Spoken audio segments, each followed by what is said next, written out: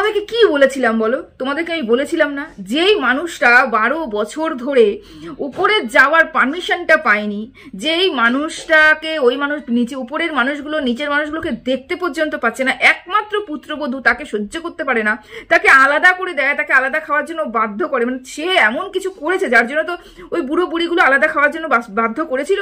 যে উপরে যাওয়ার পারমিশন পায় না, ভাবতে পারো একমাত্র ছেলের বউ উপরে যাওয়ার পারমিশন পায় না, হঠাৎ করে সেই ছেলের বউ কিভাবে ভালো হয়ে গেল। হঠাৎ করে এই যে শাশুড়ির কাছ থেকে মাঝে মাঝে গিয়ে শাশুড়ির সাথে রান্না বান্না করে আমাদেরকে দেখানোর চেষ্টা করা হচ্ছে, বা সে বলছে যে আমি উপরেও যেতে পারি, আমার শাশুড়ির সাথে ভালো সখ্যতা রয়েছে, হঠাৎ করে এত ভালো সম্পর্ক কিভাবে তৈরি হলো? এটা তোমাদের মনে একটু সন্দেহ হয় না? এমনি এমনি হয়ে যায়। সম্পর্ক ভালো কখন হয় বলো তো? যখন বিয়ের পরে প্রথম পুত্রবধূ বাড়িতে ঢোকে, এবং তখন থেকেই কিন্তু হাজব্যান্ড নয় মানে শাশুড়ি শ্বশুর তাদের সাথে কিন্তু একটা বন্ডিং তৈরি হতে শুরু করে। একটা মেয়ে শ্বশুর বাড়িতে গেলে পরে আমি মনে করি কমপক্ষেও 5 বছরের লাগে জানতে বুঝতে শিখতে। 5 বছর তো দেওয়াই উচিত। একটা মেয়ে যেখানে 24-25 বছর বা বলো 18-19 বছর অন্য একটা জায়গায় মানুষ হয়েছে, সেই মানুষটা শ্বশুর বাড়িতে এসে হট করে মানিয়ে নিতে পারবে এটা কিন্তু নয়। এটা কিন্তু একটা অযথা কথা যে ও আসবে, কালকে বিয়ে হয়েছে, পরশুদিনই আমাদের বাড়িতে এসে আমাদের সবাইকে আপন করে নেবে, সবাইকে বুঝে যাবে, সবার মনের কথা বুঝবে, এগুলো কিন্তু বাস্তব কথা নয়। এগুলো গল্পতেই ভালো লাগে, কিন্তু আমি বাস্তব কথা বলছি যে একটা মেয়েকে কিন্তু বুঝতে শুনতে জানতে সবাইকে চিনতে সবার মন পড়তে সবাইকে বুঝতে আমি মনে করি কমপক্ষে 4-5 বছর লেগেই যায়। এর কম থেকে মানে কম লাগবে না আমার মনে হয়। 5 বছরের তো ঊর্ধ্বে 5 বছর তো লাগে, নিম্নে তুমি মনে করো যে 2-3 বছর, হ্যাঁ নিচুতে 2-3 বছর। কিন্তু আমরা দেখেছি 12 বছর এই শ্বশুর শাশুড়ির সাথে বৌমার সখ্যতা নেই। 12 বছর শ্বশুর শাশুড়ির সাথে তাদের উপরে যাওয়া আসা লেনদেন কিছুই নেই। শাশুড়ি খাবার পাঠাতো একমাত্র পুত্র সন্তান, তো তার জন্য একমাত্র পুত্র সন্তানের জন্য কিন্তু খাবার পাঠাতো উপর থেকে নিচে, কারণ সন্তানকে ছোটবেলা থেকে তো মানুষ করেছে, বিয়ের পরে তো বউ নিয়ে নিয়েছে, এবং সন্তানের মা বাবা কিছু ভালো খেলে পরে কিন্তু সন্তানকে দিয়েই খেতে ইচ্ছা করে, সন্তান যেরকমই হোক না কেন, কিন্তু মা বাবা কিন্তু পারে না সন্তানকে ফেলে কোনো কিছু খাবার খেতে, বুঝতে পেরেছো? তো সেই কারণে যখনই রান্না হয় উপর থেকে কিন্তু চলে আসে। সত্যি সত্যি কি সেই মা বাবাগুলোর মনে হয়নি যে আমার সন্তানকে নিয়ে আমি এক ঘরে খাই, আমার সন্তান আমার পাশে বসে খাক, 3 বেলা আমার পাশে বসে খাক? মার কি মনে হয়নি কোনোদিন যে আমি বেড়ে দিই আমার ছেলেটাকে, আমার ছেলে আমার হাতে খাক, বা আমার ছেলে আমার বাড়া খাবার খাক? মনে হয়নি? মনে কিন্তু বহুবার হয়েছে। কষ্ট পায়নি? বহু কষ্ট পেয়েছে।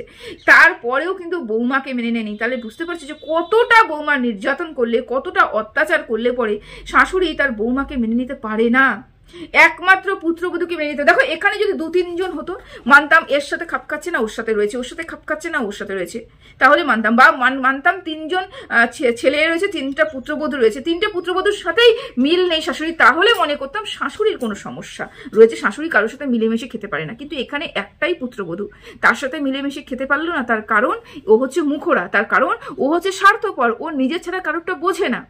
ও অনেক কথা বলে দিয়ে গেছে যে শাশুড়িরা অন্যরকম খাবার খায়, আমি অন্যরকম খাবার খাই, আমার হালকা খাবার চলে, আমার পেটের অনেক সমস্যা, আমার হালকা ওগুলো খাবার খেয়ে আমার পেট ছুটছিল, আমার সাথে ধরে গেছিল, এগুলো অনেক কিছু বলেছে।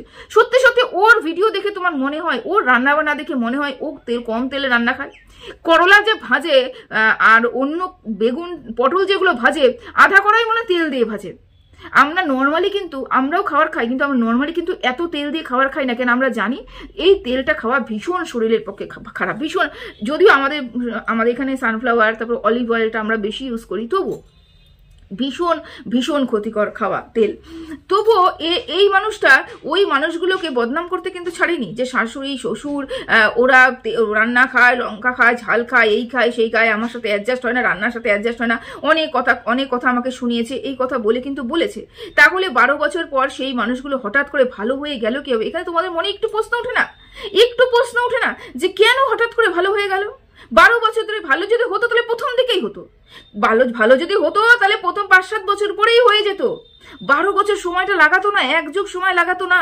12 বছর পরে ভালো হওয়ার জন্য কারণ রয়েছে। তো আমি বলেছি, আগেও বলেছি, এখনো বলছি, আগামীকালও বলবো, এই দুনিয়াটা স্বার্থের দুনিয়া। স্বার্থ ছাড়া 1 পাও কেউ নড়বে না, 1 পাও কেউ নড়বে না। যেখানে স্বার্থ সেখানে ও, শুধু ওকে আমি দেখেছি, এবং আদার্স মানুষের সাথে অত আমি মিশিনি, আর আমার চারপাশে মানুষকেও দেখেছি, কিন্তু এরকম স্বার্থপরতা আমি দেখিনি। এরকম স্বার্থপরতা দেখিনি যে যার দ্বারা উপকৃত হবো তাকে আমি এরকম করে লাথি মেরে ফেলে দেবো, আমি এরকম মানুষ দেখিনি। আমি আমার কথা বলছি না, না না, তোমরা আমার কথা ধরো না, আমি আমার কথা বলছি না। আমি ওকে কোনো উপকারই করিনি, বা আমি মনে করি না আমার দ্বারা তার কোনো উপকার হয়েছে, আমি মনে করি না। আমি আমার কথা তুলনাও করছি না। মনে করি তার বান্ধবীর কথা, যে বান্ধবী তার একটা মানে কাজ কর্ম জগৎটা নষ্ট করে ফেলেছে। আজকালকার দিনে একটা কাজ খুঁজে, ঢঙ্কি কাজ, মানে ভালো রকমের কাজ, যেখানে করে আমি মনে স্যাটিসফ্যাকশনটা আসবে, সাথে আমার ইনকামটা হবে, সেরকম কাজ পাওয়া বিশাল বিশাল কি বলবো কঠিন কাজ আমাদের এই সমাজে আর এই দিনকালের মধ্যে। সেখানে তার বান্ধবী তার ওই বাচ্চাটাকে রাখার জন্য কাজটা পর্যন্ত ছেড়ে দিয়েছে। সেই বান্ধবীর সাথে সে কি ব্যবহার করেছে? বান্ধবী ছেলেকে হাতানোর জন্য বান্ধবী ছেলেকে কিসিউ করেছে। আরে বান্ধবী তোকে জীবন দিয়ে ভালোবাসতো, সেই বান্ধবী হঠাৎ করে কেন তার প্রতি এত ক্ষুদ্র হলো, এত রেগে গেল, এত রাগ অভিমান কেন আসলো? তার কারণ তাকে ও নিজের বোনের মতন ভালোবেসেছে, এবং বোন হয়ে বোনের মতন ভালোবাসা দিয়ে মাসি এবং ভাইপো, বোনজি মনে সময় বলবো না, আমরা কিন্তু ভাগনা বলি, তো ভাগনাকে সেই ভালোবাসা টানা দিয়ে সে আবার অন্য ভালোবাসা দিতে চলে গেছিল। তাহলে এগুলো তো স্বার্থপরতার কাজ, তাই না? এগুলো নষ্টামি, এগুলোকে যে নষ্টামি বলে। তো এই যে শুধু ও নয়, আদার্স আরো অনেক অনেক অনেক মানুষকে ও ইউজ করেছে, ছেড়ে দিয়েছে, অনেক মানুষকে ইউজ করেছে, ছেড়ে দিয়েছে, এবং এগিয়ে যাচ্ছে। ও কি ভেবেছে বলতো, একটা সিঁড়ি পার করবো, একটা সিঁড়ি পার করে গেল উঁচুতে ওঠানোর জন্য, ওই সিঁড়িটা কিন্তু শেষ ওর কাছে, আবার একটা সিঁড়ি পার করলো, আর একটা সিঁড়ি পার করলো, এর নিচের সিঁড়ি কিন্তু ওর কাছে কোনো দাম নেই, এগুলোর ভর দিয়ে দিয়ে দিয়ে দিয়ে কিন্তু ও চলে গেল। এত কথা আমি কেন বলছি? তার কারণ ম্যান্ডির সাথে সখ্যতার কারণটা কি বলতে পারো? ওয়াইটিতে এমন কোন কাজ ম্যান্ডিটা ওর জন্য করেনি, আবার ও ম্যান্ডির জন্য করেনি? ভালো কাজ নয়, নোংরামি কাজের কথা বলেছি। ম্যান্ডিকে যেই পরিমাণে উলঙ্গ করেছে, ম্যান্ডির পুরো পরিবারকে যে পরিমাণে উলঙ্গ করেছে, ম্যান্ডিও সেই পরিমাণে কেস করেছে, কেসে যেন ওকে টেনে হিড় করে নিয়ে গেছিল। তারপরেও যখন ওর পাতানো বোন হতে পারে, পাতানো দিদি হতে পারে, তাহলে ভাবো এটা স্বার্থের সম্পর্ক, স্বার্থের দুনিয়া। এবং এই সবকিছু ভুলে পাতানো দিদি বোন হওয়ার কারণ কি? তার কারণ ম্যান্ডির ভিউয়ার্স, তার কারণ তার চ্যানেল গ্রো করা, তার কারণ ও যে ব্যবসা শুরু করবে সেখান থেকে ফেস ভ্যালুটা, ব্যবসাটাকে যাতে রমরমিয়ে চলে, সে একটা পরিকল্পনাও আগের থেকেই করে রেখেছে। ও বলেছে যে আমি বহুদিন ধরে পরিকল্পনা করছিলাম, বহুদিন ধরে মনের মধ্যে সদিচ্ছা ছিল যে এরকম একটা ব্যবসা শুরু করব। ব্যবসা শুরু করার জন্য ইচ্ছে ছিল বলেই কিন্তু ও ম্যান্ডির সাথে একটা সখ্যতা তৈরি করার চেষ্টা করেছিল। কার দ্বারা? অবশ্যই সুজাতাদির দ্বারা। সুজাতাদিকে দেখেছো, সুজাতাদিকে দিয়ে এত উপকার হয়েছে, তারপরে সুজাতাদিকে কিভাবে একদম সুজুদিকে একদম লাথি মেরে ফেলে দিয়েছে, কি হারে পর্যন্ত নোংরা কথা বলেছে ওকে। ওর বাড়িতে গিয়ে সুজাতাদির বাড়িতে কিন্তু খাওয়া দাওয়া পর্যন্ত করে এসেছে, আমরা নিজের চোখে দেখেছি। সেখানে ভালোবাসা তখন পিরিত রাত বিরাতে সুজাতাদির বাড়ি পৌঁছে যেত। কেন পৌঁছতো? কারণ ম্যান্ডির অব্দি পৌঁছতে হবে। তারপর সুজাতাদিকে কিন্তু ঝেড়ে ফেলে দিল। যখনই ম্যান্ডি অব্দি পৌঁছতে পারলো তখনই কিন্তু এদের সবাইকে ঝেড়ে ফেলে দিল। ও যখনই দেখে যে আমি কারোর দ্বারা উপকৃত হয়েছে, তার দ্বারা উপকার হয়ে গেছে, ওর দ্বারা আর উপকার জীবনে হবে না, চলো একে লাথি মেরে ফেলো, আগে আরেকজনকে ধরো, এরকম করেই কিন্তু ও এগিয়ে গেছে। এবং সেই জন্যই বললাম এই দুনিয়াটা স্বার্থের দুনিয়া, আর ও হচ্ছে নম্বর 1 স্বার্থপর আমার ওয়াইটিতে নিজের চোখে দেখা। এই যে 12 বছরের কথা যে তোমাদের সামনে তুলে ধরলাম, কেন তুলে ধরলাম? তার কারণটা একটাই, আজকে হঠাৎ করে সখ্যতার কারণ হচ্ছে তার শেরু, তার বাচ্চা, তার পোষ্য। কারণ ওই পোষ্যটাকে রাখার আর কোনো জায়গা নেই, পোষ্যটাকে আর কেউ রাখবে না। সেই জন্য এখন ওয়ান অ্যান্ড অনলি রাস্তা খোলা রয়েছে, সেটা শ্বশুর এবং শাশুড়ি। সেই কারণে যতই আমার খারাপ লাগুক না কেন, যতই শাশুড়ি আমাকে দুটো কথা শোনাক না কেন, যতই শাশুড়ি আমাকে পছন্দ না করুক না কেন, আমাকে উপরে যেতে না করুক না কেন, আমি জোর করে যাব, শাশুড়িকে পটাবো, শাশুড়িকে ইসে করবো। শাশুড়িদের তো বয়স হয়েছে, শ্বশুরের বয়স হয়েছে, শরীরের রক্তের জোর 12 বছর মানে 12 মাস থাকবে না, মানে সারা জীবন থাকবে না। তো সেরকমই ঘটনা ঘটেছে, একটু দুর্বল হয়ে গেছে। শরীরের দুর্বল হয়ে গেলে কিন্তু মনও দুর্বল হয়ে যায়। সেই জায়গাটা সুযোগটা নিয়েই কিন্তু ওদের সাথে সখ্যতা তৈরি করেছে। সখ্যতা তৈরি করার একটাই কারণ, সেটা হচ্ছে ওর বাচ্চাটাকে রাখা। বাচ্চাটাকে রেখে দিনের পর দিন যাচ্ছে বাইরে, বাচ্চাটাকে রেখে যাচ্ছে মাল আনতে, দিনে বাচ্চাটাকে রেখে যাচ্ছে বাজার। কোথায় রেখে যাচ্ছে? কেন রাখার তো এখন জায়গা নেই। মিঠুদির বাড়িতে রাখবে না, মিঠুদি রাখবে না। তার জায়ের সাথে আর কোনো সখ্যতা নেই, তার যাকে দেখতেও পাওয়া যায় না, তার সীমাদিকে দেখতেও পাওয়া যায় না, তাদের মধ্যে কোনো কথোপকথন নেই, কোনো মিল নেই, কিছুই নেই। এবার কে থাকলো হচ্ছে শ্বশুর শাশুড়ি, আর তো আদার্স কেউ নেই যে ওর বাচ্চাটাকে রাখবে।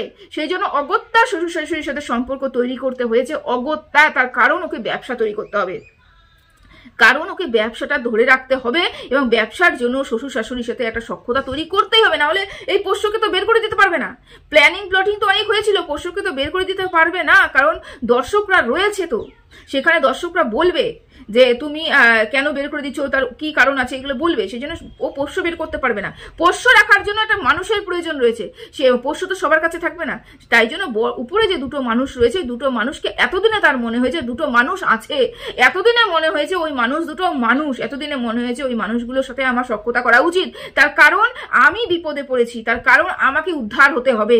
ওই মানুষগুলোর জন্য ও সখ্যতা করতে যায়নি, ওই মানুষগুলোর জন্য ও ভালোবাসতে যায়নি, ওই মানুষগুলোর জন্য নিঃস্বার্থ ভালোবাসা দিতে যায়নি, শ্বশুর শাশুড়ি বলে ও দায়িত্ব কর্তব্য করতে যায়নি, ভালোবাসা দিতে যায়নি। ও একটাই কারণে উপরে গেছে, একটাই কারণে ওখানে ভালোবাসা ছড়াছড়ি করছে। তার কারণ এই যে আমি রাত বিরেত সন্ধ্যা দুপুর যখন ইচ্ছে তখন ব্যবসার জন্য বাইরে বেরোবো, এবং এই ব্যবসাটার জন্য বেরোতে গেলে আমার শেরু আমার পথের কাটা, সেই জন্য ওই মানুষ ওই বাচ্চাটাকে যাতে আমি ভালোভাবে রাখতে পারি, তার জন্যই কিন্তু এই পদক্ষেপটা তোলা। এটা তোমাদের বুঝতে একটু অসুবিধা হচ্ছে না? এটা বুঝতে তোমাদের সরি, এইটা বুঝতে কি তোমাদের এত অসুবিধা হচ্ছে? এতটাই অসুবিধা হচ্ছে? আমার তো হচ্ছে না। কারণ 12 বছর পর হঠাৎ করে তাদের মধ্যে মিলমিশ দেখতে পেলাম, 12 বছর পর হঠাৎ করে তাদের মধ্যে ভালোবাসা দেখতে পেলাম। যদিও ভালোবাসা আমি শাশুড়ি শ্বশুর কারোর পক্ষ থেকে দেখতে পাইনি, যাই হোক দেখতে পেলাম। তার একটাই কারণ পোষ্যকে রাখার হচ্ছে ওর মূল উদ্দেশ্য, বুঝতে পেরেছো? তো যাই হোক, এই যে ম্যান্ডির সাথে এত সখ্যতা হয়েছে, ওয়াইটিতে এতটা নোংরা, এতটা হ্যারাস ম্যান্ডি ওকে করেছে। আর কেউ করেছে ওকে? আর কিন্তু কেউ করেনি। তবুও ম্যান্ডি ওর পাতানো বোন। তার কারণটা কি? তার কারণ ম্যান্ডি যদি আমার সাথে থাকে আমার একটা ফেস ভ্যালু বাড়বে, যতটুকু ওর আছে তার থেকে অনেক বেশি হবে। ম্যান্ডির যত ভিউয়ার্স আছে তার ভিউয়ার্স কিছুটা অংশ 10%ও যদি ওর কাছে আসে তাও তো অনেক। এবং সেইখান থেকে আমি আমার ব্লগিং চ্যানেল দাঁড়া করাবো, সেখান থেকে আমি আমার কন্ট্রোভার্সি চ্যানেলটা দাঁড় করিয়ে ফেলেছি, ব্লগিং চ্যানেলটা দাঁড় করাবো, এবং সেখান থেকেই আমি আমার ব্যবসাটা শুরু করবো। দেখো, গুটি কয়েক মানুষকে নিয়ে ব্যবসা শুরু করা যায় না, ওই 1000, 2000, 3000 লোককে নিয়ে কিন্তু ব্যবসা শুরু করা যায় না। ব্যবসা শুরু করতে গেলে একটা বড় সাবস্ক্রাইবারের সংখ্যা লাগে আর কি। সেই জন্যই কিন্তু সব কিছু ভুলে বহুদিন আগের থেকে এই প্ল্যানিংটা ও করছিল। জবের থেকে টিনাকে ও ব্যবসা করতে দেখেছিল, তবের থেকে এই প্ল্যানিংটা ওর মধ্যে ছিল, এবং সেই প্ল্যানিংটাকে আস্তে আস্তে কার্যসিদ্ধি করার জন্যই কিন্তু ও ম্যান্ডির সাথে একটা সরু গলি তৈরি করেছিল, এবং সেই সরু গলিতে ঢুকে এখন পুরো বন্ধুত্ব বোন, পাতানো বোন সম্পর্ক তৈরি করে ফেলেছে, এবং সেটাকে ইউজ করে কিন্তু ব্যবসাটাও শুরু করে ফেলেছে। এই জন্যই বলেছি এই দুনিয়াটা স্বার্থের দুনিয়া। আজকে যদি ম্যান্ডির কোনো ফেস ভ্যালু না থাকতো, ম্যান্ডির চ্যানেলে ভিউজ এত না হতো, ম্যান্ডির ভিডিও দিলেও যদি ভিউজ না হতো না, ম্যান্ডি আর পাতানো বোন থাকতো না, যদি তার শ্বশুর শাশুড়ি স্ট্রিক্টলি বলে দিত তুমি উপরে আসছো, উপরে আসো, পোষ্যকে উপরে আসতে দেবে না, তাহলে ওই পোষ্য ওই মানে আমাদের হচ্ছে শ্বশুর শাশুড়ি, মানে ওনার শ্বশুর শাশুড়িও কিন্তু বাবা চুলকাচ্ছে, ওই শ্বশুর শাশুড়িও কিন্তু জায়গা পেতো না, স্থান পেতো না।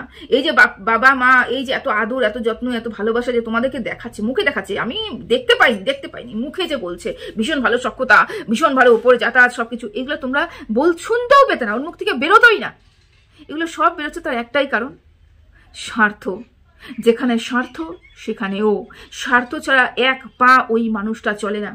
আমি বললাম না, ওয়াইটিতে না আসলে পরে আমি এত স্বার্থপর মানুষ চিনতামই না, এতটা স্বার্থপর মানুষ চিনতাম না। কিন্তু সত্যি সত্যি বলতো, উপরে উঠছে সে সিঁড়িগুলোকে ও ভুলে যাচ্ছে, সিঁড়িগুলোকে দিয়ে উপরে যে উঠছে, ভিত যে ও ভুলে যাচ্ছে, সেই ভিত ভুলে গেলে পরে কতদিন উপরে ও দাঁড়িয়ে থাকতে পারবে? অহংকারে পতনের কারণ, বুঝতে পেরেছো? অহংকার পতনের কারণ। আজকে খুব ভালো, সব দিকে সবকিছু ভালো পাচ্ছে, কিন্তু এই ভালো সেই ভালো নয়, একদিন ঝড় আসবে, এবং একদিন এই নড়বড়ে যে জায়গাটাতে ও দাঁড়িয়ে আছে সেই জায়গাতেই কিন্তু ও পড়বে।